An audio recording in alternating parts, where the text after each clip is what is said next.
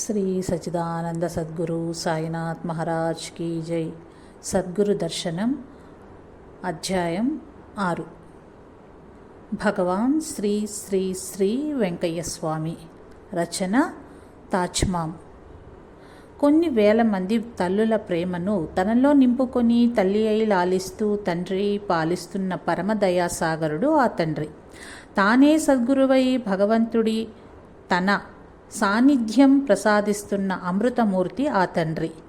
మన కనుల వెంట కన్నీరు కూడా చూడలేని కరుణార్ద్ర హృదయుడు ఆ తండ్రి. ఆ తండ్రి మరెవరో కాదు, వారే మన వెంకయ్య స్వామి. పరమాత్మ తత్వంతో ఇలా వెలిసిన శ్రీ స్వామి వారి జీవితం పరమ పవిత్రమైనది, వర్ణింపనలవి కానిది వారి తత్వం. శ్రీ స్వామివారు చావు పుట్టుకలు ఎరుగనివాడు, సర్వజీవుల కోసం పుట్టినవాడు, చూపరులకు పిచ్చివాడిగా అజ్ఞానిగా కనిపించే బ్రహ్మజ్ఞాని, చూసేందుకు పేదవాడే కానీ ఆధ్యాత్మిక సిరులెన్నో దానమొనర్చే ఐశ్వర్య విభుడు, ఇల్లిళ్ళు భిక్షమెత్తే ఆది భిక్షువు, అందరి కర్మలు బాపే సద్గురుడు, జిఫ్ఫరుచి తెలియనివాడు, ప్రేమ రుచి తత్వం ఎరిగినవాడు, ఆకలి దప్పులు ఎరుగనివాడు, ఎవరిని పస్తులుంచని దయామయుడు, ఏమీ చెయ్యనివాడుగా చెయ్యలేనివాడుగా పడియుంటాడే కానీ అలౌకికావస్థలో సృష్టి పాలనలో నిమగ్నమై ఉంటాడు.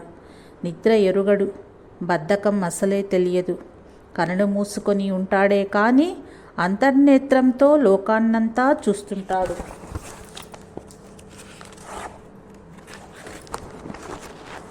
శక్తిహీనుడిగా కనిపించే మహాశక్తిమంతుడు, అందరితో ఉంటాడే గాని అంతరంగంలో ఏకాంతాన్ని అనుభవిస్తూ సృష్టితో తాదాత్మ్యం చెందుతూ ఉంటాడు. ఉన్న చోటే ఉంటాడు కానీ అన్ని చోట్ల దర్శనమిస్తుంటాడు. ఒక్కడిగా తానే, అందరిలోనూ తానే. నోరు మెదపడు గాని మనస్సంకలాపాలే ఆదేశాలై అమలవుతాయి. నిజానికి సంకల్పాలు వికల్పాలు లేని నిర్గుణుడు. ఆయన నోటి మాటే విధిలిఖితం.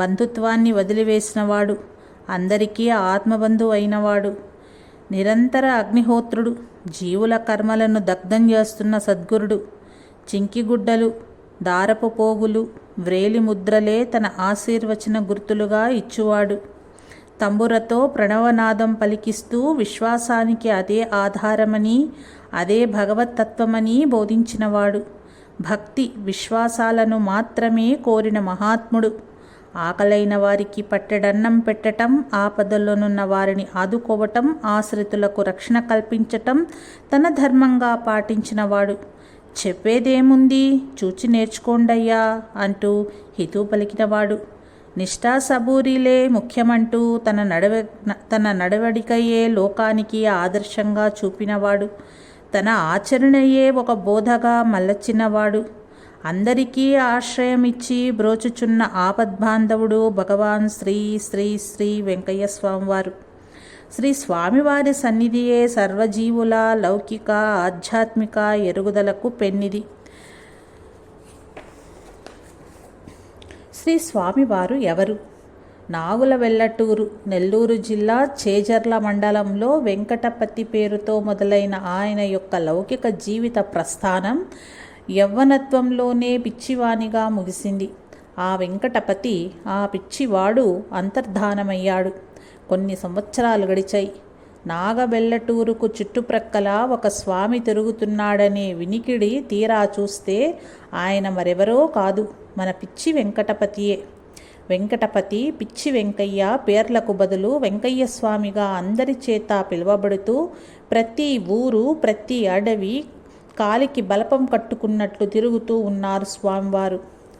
చలి కాచుకునే మంటల్లో తాను పోసిన మట్టి మంచి ధూపం వాసన ఎగిజిమ్మడం వల్లనైతేనేమి, ఎప్పుడూ ఏమారకుండా అగ్నిని సేవిస్తుండటం వల్లనైతేనేమి, యాదృచ్ఛికంగా తన దగ్గరకు వచ్చిన వారి బాగోగులు వారు అడగకుండానే చెప్పటం, వారి జీవితాలలో అలాగే జరుగుతుండటం వల్లనైతేనేమి, కొందరికి గుడ్డలతో మంత్రిస్తూ వ్యాధులు పోగొట్టడం వల్లనైతేనేమి, ఎక్కడ కలరా, మసూచి వంటి వ్యాధులు, కరువు కాటకాలు సంభవిస్తున్నప్పుడు ఎవరి ప్రమేయం లేకుండానే తనకు తానే ఆయా ప్రాంతాలకు వెళ్ళి ఆ ఆపదలు దూరమయ్యేంత వరకు అగ్నిహోత్రం వేస్తూనో, సమాధి స్థితిలో ఉంటూ తపస్సు ధారపోస్తుండటం వల్లనైతేనేమి, ఇత్యాది మరే కారణాల వల్లనైతేనేమి ఆయనను ఆపద్బాంధవునిగా చూడటం, అమిత గౌరవ మర్యాదలు ఇవ్వటం పరిపాటయింది ఆయా గ్రామస్తులకు. నెల్లూరు జిల్లా చేజర్ల మండలంలోని కోటితీర్థం గ్రామం దగ్గర గల పురాతన శివాలయం వద్ద ఉంటున్నప్పటి నుండి స్వామివారు తన ఉనికిని బయలుపరిచారు. అగ్నిగుండం వేస్తూనో, తంబురా మీటుతూనో చుట్టుప్రక్కల గ్రామాలు తిరుగుతూ ఉండేవారు.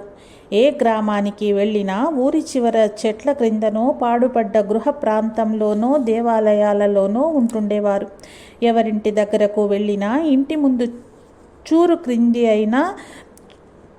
అయినా ఉండేవారు. కానీ ఎంతటి అవాంతర పరిస్థితుల్లోనైనా ఇళ్లల్లోకి వెళ్ళేవారు కారు.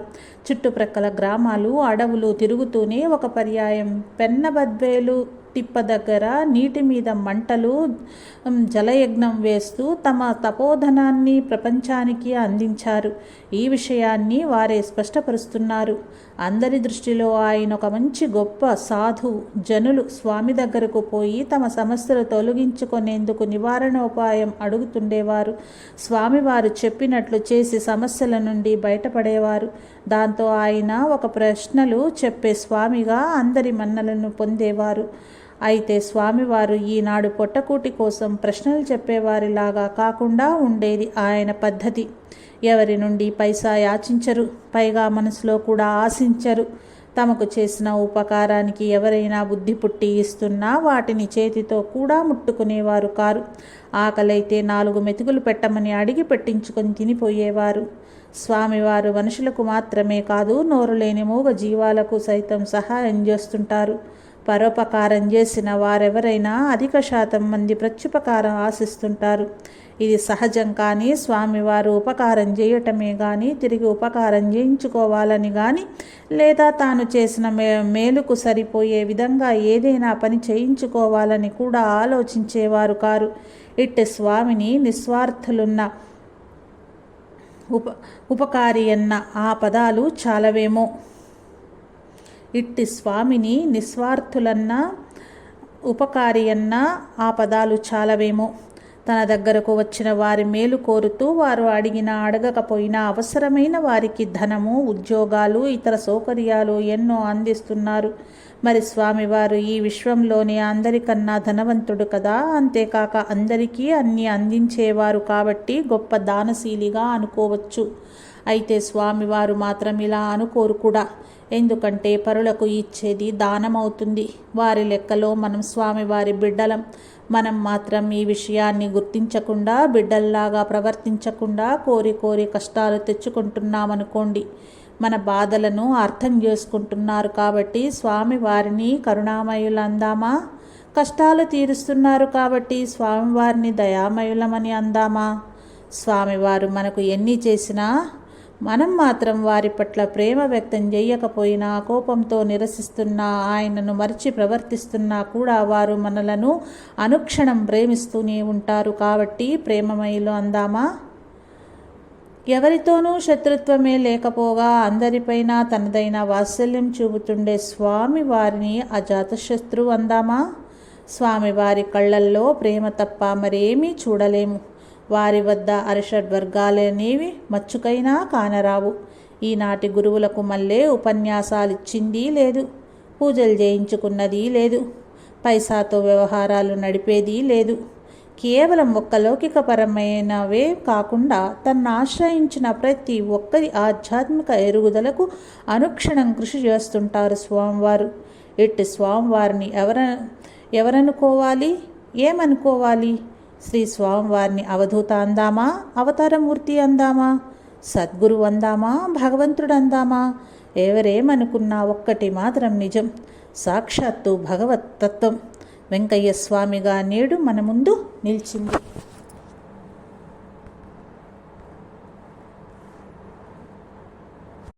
జై సాయి మాస్టర్.